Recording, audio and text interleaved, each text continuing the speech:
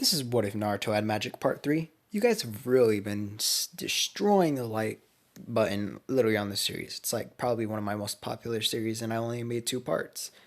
It's pretty freaking astonishing. Honestly, I didn't believe you guys would like it that much, but I'm glad you do. So I'm going to make a part 3. And if you guys just destroy it as good as you have been, I might just make another part tomorrow. Alright, so basically how it's going to start off is Naruto now is on the mission. He just completed the bell test and proved how superior of power he has to Kakashi. He barely had to even break a sweat against Kakashi, and Kakashi is completely astonished by his not only his bloodlust, his calm and cool demeanor. Now Naruto has been introduced to Tazuna, and they're beginning to go along their journey. He notices a puddle, and he senses the bloodlust, just the tiniest bit of bloodlust dripping out of it. Amateurs. I guess you could say they're above average. Most people would have let their bloodlust slip long beforehand. I see Kakashi's noticed as well. This is alright, though. I'll show them. I'll show them more of my power. Before the Demon Brothers could even take out Kakashi, Naruto disappears and is behind him. He grabs them both by the back of their necks, and then Kakashi yells out, "No, Naruto, don't kill him. We need to question them." But before he could finish his entire statement, Naruto stabs one of them with just more or less like a kind of spear that jumps through his hand. It's a mana spear, I guess you could say. He more or less can summon like a spike that comes out of his hand, and it goes through one of the Demon Brothers' throats, resulting in him falling and dying. Naruto kicks the other against the back into a tree. "Naruto, what are you doing?" Sakura would say. "Shut up," as he rushes forward and grabs the Chunin and begins choking the life out of it. He watches as the life seeps out of the Chunin's eyes. This guy would have been no use to us anyways. He watches as he drops dead to the floor. "Naruto, we could have gotten information out of him. There's no need to do unnecessary killing," Kakashi would state. Unnecessary. In this world, it's kill or be killed. At least that's what I've learned. He begins walking along, and if you really got any questions, ask this old man here. Why were these people following you? Why? Tell me, why were two Chunin following you? And not only that, they were notorious. These are the Demon Brothers. Quite weak, if you ask me. If they're Demon Brothers, more like freaking Kitten Brothers, I was able to dispose of them without even using a fraction of my power. Tazuna begins breaking down and apologizing. He begins explaining the entire situation, saying it's how he didn't have enough money. Naruto just says, "Well, it's not like I really cared. I was just getting bored anyways. This was a good test for my skills, although not really."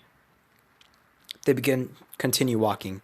Sasuke is completely astonished. Sakura is completely full of fear of Naruto, and Kakashi doesn't know what to think of Naruto. Should he be proud that his student's so strong?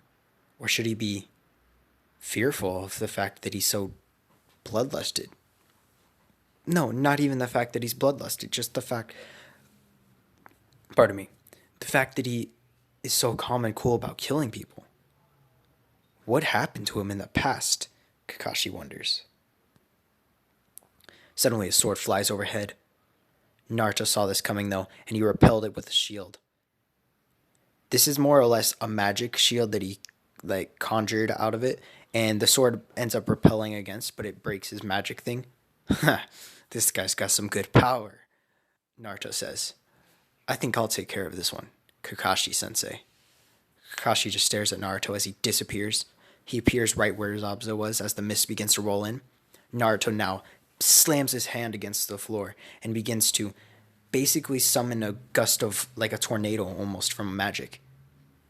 So you see I can't remember what they're called, like the seals that they use. You see it appear on the floor, and it begins to expand probably to about a 3-meter radius, and a tornado busts around, and it blows away all the mist. And then you see Zabuza there. "This kid's good. I've never seen such an ability like this," Zabuza thinks to himself. Naruto rushes forward. Basically, it's a diversionary tactic. Huh, you're attacking me head on. How foolish of you, Zabuza says. But then Naruto vanishes out of his sight, then appears behind him. Suddenly he feels a shock rush through his body. Zabuza's on the floor, twitching. This guy's nothing. Is this really all that a Jonin has to freaking offer? I thought this mission would be way harder, Naruto says. But Naruto let his guard down. Suddenly he feels his feet fall from underneath him. He lands onto his back and Zabuza has his sword pointing downward. Huh, you're a good kid. I'll give you that. But never doubt a Jonin. Never doubt one. As you see, I've been through rigorous amounts of training. That little bit of pain won't do anything to me. Naruto suddenly just kicks the sword away and does a spin, more or less disarming the sword from him. I like you. You might be a good challenge, Naruto says while smirking. He rushes forward. He throws a punch straight towards Zabuza. Zabuza actually blocks it. Then Naruto throws a kick. Zabuza actually blocks this one as well. But Naruto was expecting this. He suddenly brings his other foot over, grabs Zabuza's arm with it, and basically uses his entire core to turn Zabuza in a 360 motion, landing him on his back. But Zabuza gets up quickly and grabs his sword, quickly blocking an attack from Naruto summoning a flame sword. I don't know what this is or what type of jutsus you're using, but they are extremely horrifying. I like you, kid. You should join me. Jutsus. And why would I join you when I'm having so much fun? Naruto begins fighting against Zabuza. Zabuza's starting to let more of his bloodlust seep out. I knew you were a monster, Naruto says. The fact that you have so much bloodlust hidden inside of you. This is comparable to one of the demons that I fought against in that dungeon. Zabuza's more or less perplexed by this comment. Demons? What is this kid on? Must have been drinking too much sake, I guess. But as he's thinking about this, Naruto actually takes him off surprise. The entire thing that was right there, it was actually just a clone. Because I'm going to say that he is, well, it was an after image, I'll say. He moved so fast that he was able to do an after image, and he was looking at Naruto's after image this entire time. So then he feels it, and it's something just pierced through his stomach. He looks down, and he sees, what is this? What? He looks down and sees a sword. A sword that's covered in flames and also electricity? How is this kid combining so many chakra natures? But that's the thing, Naruto whispers in his ear. This isn't chakra. I'm not using chakra. This is magic. And as you can see, I'm able to conjure small things. I'm able to conjure weapons, as long as I know exactly their properties. It's more or less the basics of alchemy.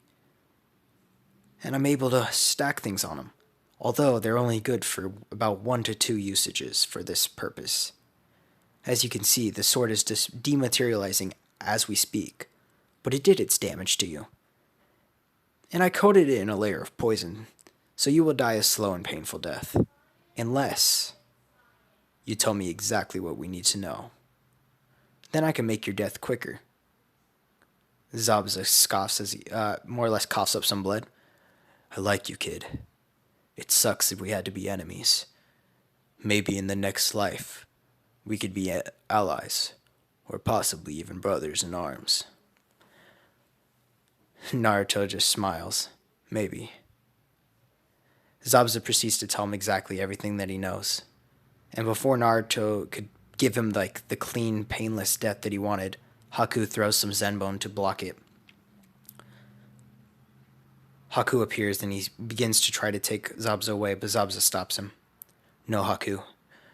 This kid, I want him to take my life. Please let him. Haku stares at Naruto kind of curiously, and then he stares down emotionally at Zabuza. Why? Why would you want a kid to take your life? I could cure you. No, I'm sorry. You can't. This kid isn't using normal poison. He himself has stated so. There's no cure to this, at least not yet. Naruto kind of smirks. He's right, you know. Haku gets a frustrated look on his face. Fine, but at least let me do it, Haku would state. An honorary warrior's death.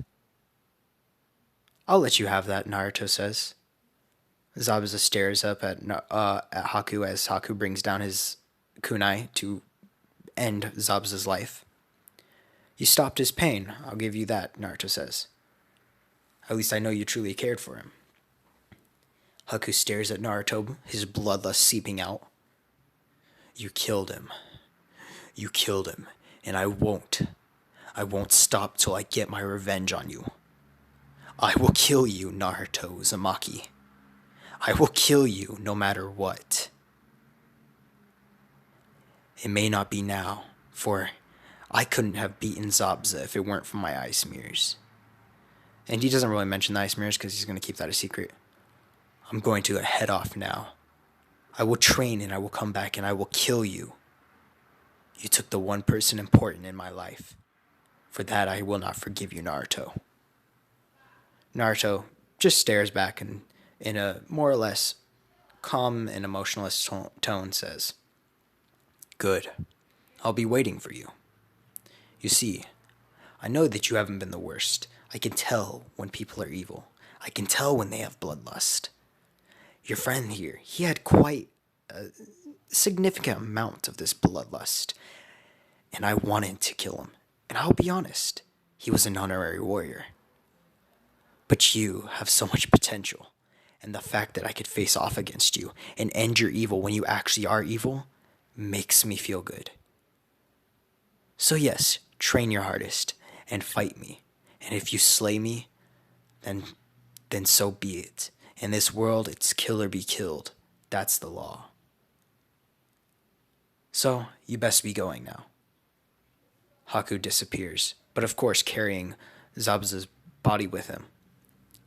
Now, they're going to proceed back to the bridge, and Naruto is going to help them along with all of the things where they're going to be basically just protecting Tazuna the entire time as the bridge gets built. This is going to provide him a little bit more time to train because Kakashi is actually not unconscious. So Naruto's going to learn how to use the chakra, run up the trees and all that much faster because he's more determined and much more calm and collected. So, and not only that, this could also provide him with, a little more time to practice his mana. Because yes, he's already got extreme performance on it, but he's working on a combo attack with his chakra and mana. He wants to learn how to fixate more or less, kind of like the Rasengan, except it's with mana as well. He wants to learn how to put it all into a form of a weapon.